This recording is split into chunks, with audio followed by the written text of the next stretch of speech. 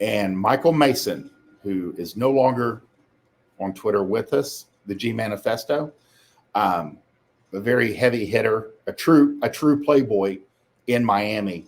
Um, One of his tweets was other keys: avoid girls that don't wear high heels at night. This is a good rule of thumb. These are good, hard, fast rules to have. Avoid girls with poor ethnic or genetic makeup. Avoid girls that complain. These three things can keep you out of a lot of trouble. They can keep you from waking up with a girl who has her hair in a bun, glasses on, sweats, dirty Cookie Monster sweats, and dirty feet, no shoes. It's like Britney Spears running around your apartment, and you're like, I can't get her out of here fast enough. So avoid girls that don't wear high heels at night. A girl shows up in flats, you should probably cut that date short. Avoid girls with poor genetic ethnic makeup. Like I said, poor genetics. We see it in this area. We have a lot of Mexicans. Mexican girls, slim and hot at 16, 17, 18. Usually that's when the first children show up. Built like a square, short, wide, stocky, by 20 and beyond. Born for physical labor, lift and carry shit 16 hours a day, not for attractiveness. God, what are they? They have a name, and we see them. They are usually the cleaning crews in the area. None of them are more than 5'4", but my God, they can work 20 hours a day, and never complain. So they do actually fall under one of these suggestions. But again, my gist here was to give an example of a set of genetics that can be poor. Because if you go to Mexico, you see some beautiful women. And there's even, and I know from being stationed in San Antonio, a lot of like blonde, upper class Mexicans that it's just something you don't see in the U.S. as much as you think you would. But I had to give an example of poor genetics. Again, you can't just beat up on them. There's others with poor genetics. And Europe, I'm sure, has very examples of that where girls tend to look good up until a certain age, and then everything changes. Especially like Asians with menopause.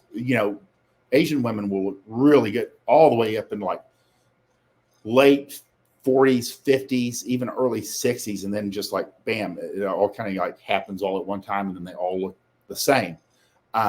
But avoid girls that don't wear high heels at night. It's an indicator of other problems down the road. Avoid girls with poor genetic or ethnic makeup. Again, some guys love Latinas, and they're notoriously short-tempered. So you have to know what you're getting into, and avoid girls that complain. There's never going to be a good outcome there. You can't please them. It's always going to make the situation worse. So it's better to avoid them in the first place. So I find guys that try and spend too much to impress also give off a bad look. Yes, we were talking about, Mark mentions earlier today, we mentioned cheap men don't do well. And then guys that try to kind of flaunt cash, it does tend to turn women off. Yeah, then that's the exact opposite. And that's something I should actually cover tomorrow. It'd not be a bad idea. You kind of want to keep things somewhat conservative and relatively modest in the beginning. Well within your means. But again, Michael Mason, other keys, poor genetics, you just want to avoid because it's not going to get better. Genetics usually tend to start getting worse. And then you're also talking about your children dealing with it. Bunny's pretty good about that. She'll see a couple and she'll like, oh, the kids are in trouble. So if you like this show, like it, subscribe, comment below, and I'll respond. Even if this thing's like a year or two old, I'll still respond to the comment. And we appreciate you being here. If you'd like to support this channel financially, there's a donation button in the upper right-hand corner. And you can purchase a product from me at fortworthplayboy.gumroad.com or Bunny at myplayboysbunny.gumroad.com. And she has the Fuck Like a Porn Star book and series, which is unbeatable.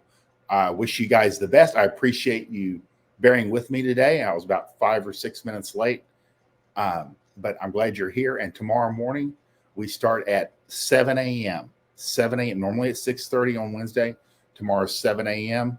And if you have anything you'd like me to cover, by all means, reach out and let me know. And I appreciate you being here. Have a great day.